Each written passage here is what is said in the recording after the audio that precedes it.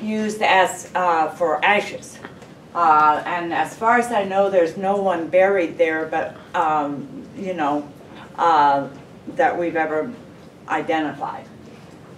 The church history says they first worshipped in the courthouse on the downtown square. Then their number up by 53. 8 months later, they built a church on the site of their cemetery that still exists on Bloomington's west side. Now there was another Associated Methodist or Presbyterian church. It was called the Associate Presbyterian Church, and it's out on Snotty Road. And there is a little cemetery that's called the Kelsey Cemetery that is still there and has some Kelseys buried there. And if you look at the list of pastors, later on in the 1900s, there were 2 pastors that were Kelseys, and I have to go back at some time and prove their genealogy. But one of them was called Hugh, so it's very possible that this could have related back to this early cemetery. White Oak, accessible on 7th Street, was taken over by the city, called United Presbyterian Cemetery, until a change of name to White Oak Cemetery in 1943. I found a little article in the Bloomington HT, and I know you can't read that even maybe from where Stephanie is. The congregation of the United Presbyterian Church at the congregational meeting voted unanimously to turn over the United Presbyterian Cemetery to the city of Bloomington. In return for the cemetery property, the city will pay the cost of the recent street improvement to the property, which amounts to $95. So we let them have this cemetery for $95. Now this was in 1914, so of course there's been inflation since that time. But I thought that kind of drove home. Now one of the things that I tried to figure out, well, why did they do this? And so I looked at the 1914 Sanborn maps, and by that time, by 1913, UPC's church building was at 9th and College. So it was no longer right there by the graveyard. Historically, it's called a cemetery if it's a public cemetery. It's called a graveyard if it's by a church. It's the graves are in the yard of the church. And it's called, most family cemeteries, at least in the deed books in Monroe County, are called burial grounds. And they will have, most of the time in the deed books, the old people will have deeded them to the family for a family cemetery, or it will clearly say public, so that you can get other people buried there. That's the only reason I can tell why the cemetery was transferred to the city, was that the church had moved away and had a different church building, and they moved on. This is a 2015 image, so it's 2 or 3 years old, and this is the oldest part. It's up in the north east corner of the cemetery. And there are maps available. Here again, not a great map, but this is the map off of the Rose Hill White Oak Cemetery website, where you can search by name for anybody buried in these 2 cemeteries. But you'll notice that the UPC sections were never mapped. Now Karen disappeared here, but that was one thing I had always hoped one of her Boy Scout boys, and maybe I'll look to Johnny instead, and maybe Johnny can do this at some time. He can get a hold of a GIS system and map that out for us, because most of our old members are in those old UPC sections of the cemetery. And this is part of the section looking south towards 7th Street. You see that big blank space where I assume the old church stood, and a lot of the tombstones from our old congregation have been pretty poorly treated. Now we've set most of these that you see back up. And so you can see that a lot of them are standing back up and are okay. One of the things included in your interactive exercise is what are some of the symbols, and all of the ones that you have are flowers and animals. But one of the reasons I love cemeteries, and a lot of people think it's a morbid topic, but to me they're outdoor art museums, outdoor memory museums, because every time I go to a cemetery I see artwork that to me is just beautiful. And this is one of my favorite. It's a weeping willow, and it is the wife of Robert Strong, who was died in the Civil War, and his wife Jennifer Strong. This is her tombstone, and it's just beautiful. And a lot of times it's a very spiritual thing for me in the cemetery, because almost all of the old tombstones will have biblical scriptures. And so you get a very good walk through the Bible at the same time. Oh, wrong one. Go away. Yeah. And so I just pulled up some of the better headstones. The angel, I love the calling angel, and it's got a trumpet in her hand. Heaven's Gate, most of the early tombstones related to heaven, and so it's the person descending up into heaven.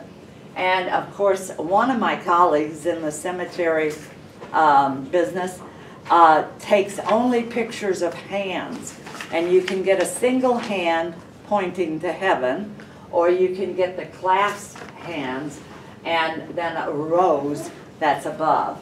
Question, did they ever get a hand pointing down? Well, I've seen it. You have? Uh-huh. But it's usually kind of descending, like it's God's hand reaching down, and not necessarily. Not a straight down. Michelle, you're going there. Nope, that's right. And now, this is one of the tombstones that I always like to talk a little about geology, because it's a whetstone. Most of the tombstones you'll see in old cemetery are marble or limestone, especially in Bloomington, Indiana, or Bedford. You're going to see a lot of limestone, because that's what we have here. But they also imported a lot of marble. I don't like marble, especially some of it down in some of the rural cemeteries, because it's very fragile. I can take a chip off of one of these tombstones and just crush it. And you know how bad my hands are. So, but this is a whetstone, and it was mined down in Orange County, Indiana. And you'll notice on the fonts that it's very clear and looks very gothic and eerie to me. And it has a sheep. Sheep always stood usually for children, but not in this case. And these are just a beautiful, usually a beautiful headstone. Now the lamb, I just said, usually indicates a child. The cross on this one refers to Christ. And of course there was a scroll about the end of the person's life. And there, you may not be able to see it, but there's a little fern right down at the bottom of the tombstone, and that refers to humility. So each of these have different symbols. My favorite book on cemetery stuff is this little book called Stories in Stone, and it'll go through all the various symbols that are on some of the tombstones. Now it's not comprehensive, because we found ones that we're not sure about, especially organizations, because you'll see the ones for the Masons and the Grangers, and tree stump cemetery tombstones, like the one on my back. They look like a tree stump, and they were often for the woodsman, and it was an organization. But around here, the Hoagley limestone industry carved a lot of the tree stumps, so most of them are just local stones. And everybody should read that book, because it's just quite enlightening about flowers and plants and what they mean. A rose is for purity. And the reason I had this one is that Alan advertised this as a virtual tour. I'm not good at virtual tours, and if you noticed on that map, there's very little of our cemetery that's mapped. So to take you through it would have been difficult in a walk. Here's one tombstone, here's the next one. But now the Wileys were big. This tombstone, we had to repair. It was broken at the base, and also you'll notice our jugs of water. Some of you have probably observed I take jugs of water out here occasionally on Sunday afternoon, and it's usually because we're going to clean some headstone somewhere. And so it is a labor of love. It's dirty business, and it's a lot of work, but we've reset a lot of the old tombstones at White Oak. It's one of the nicest places we have to have a workshop and bring in a specialist to talk about how to reset tombstones. And this is Herman, and he's putting back together a tombstone. And a lot of times they are in pieces, and they frequently break at the base, and we have to create a new slot and put the stone back in. But all of this is pretty possible. And you'll see on these two where the cracks were, some of them don't end up looking too neat. But if you work at it, there is slot mix that you can put in between so that you make them look basically brand new. It just takes a lot more time than we sometimes have. Sometimes we can't find the pieces. So the image on the left is one that we couldn't find the pieces, so we kept as much. It has the information, and that's the main thing that we're after to preserve, is some of the information. And it's another example of the weeping willow motif. The little one is a stillborn child, a tombstone for a stillborn child, the daughter of William and Julia Turner, 1854. And here again, if you know our history, William Turner was one of the early pastors at this church. Now he's buried someplace else, but I'll talk about that in a second. And so we have a tripod. We raise these stones up, put them back in the ground, etc. I did try to get you a couple of names that you will remember if you remembered listening to Alan's history as he read through. Because the Fees, the Wileys, the Turners, those were former members of our congregation.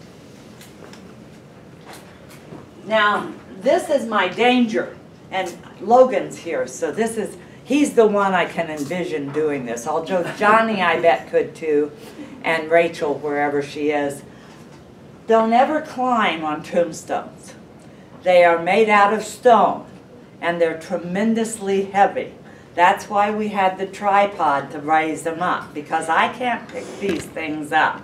Now, most of the little tablets I can pick up and reset, but these big pedestal stones, and any time they're beyond 10 o'clock or 2 o'clock, we call them extremely hazardous, because they could fall and be serious. And that's the type of tombstone that we try to reset, stabilizing the base so that it's straight. John? How much do one of those obelisks weigh? Well, probably about 300 pounds or more. I think it's 150 is a square cubic, a square cube of limestone is 150 pounds. So you'd have to kind of measure that. But so cemeteries can be dangerous. Now I like children and dogs and other people to go to cemeteries, but do be aware that if you take your children with you, to watch that they don't necessarily climb on the stones. The new granite ones that are kind of, that they're okay to set on. They're pretty stable. But these big guys, they're just pretty unstable. And so I don't recommend any of that. White Oaks had some vandalism, so it's kind of a sad story in a way. This is at the entrance. One of the things in Monroe County that we have is we have 311 cemeteries located in Monroe County. Of those 311 cemeteries, there's probably 50 that are missing or destroyed, lost, under the foundation of a house, in a cornfield, whatever. So one of my predecessors went up and he designed a monument to the pioneer cemeteries of Monroe County. So this is supposed to celebrate all of those little cemeteries that we've lost. And most of them were single or very small cemeteries or grave sites. So they're not serious. Now I got 3 slides about Rose Hill. Rose Hill was declared by the county commissioners in 1818 to be the burial ground for Monroe County. So a lot of people stopped burying them, their family and members in their family cemeteries and in their in White Oak or some of the others, and they started using Rose Hill. Rose Hill is over on Kirkwood, and it is the place where a couple of our famous UPC pastors, Theophilus Wiley, almost all the Big IU people are in the, it'd be the southeast corner of Rose Hill. It's called the Spencer Edition. And then, of course, John Bryan is at Rose Hill. Last but not least, I couldn't not mention the Reformed Presbyterians. You see that one every time you go to the mall pretty well, and that's Covyander.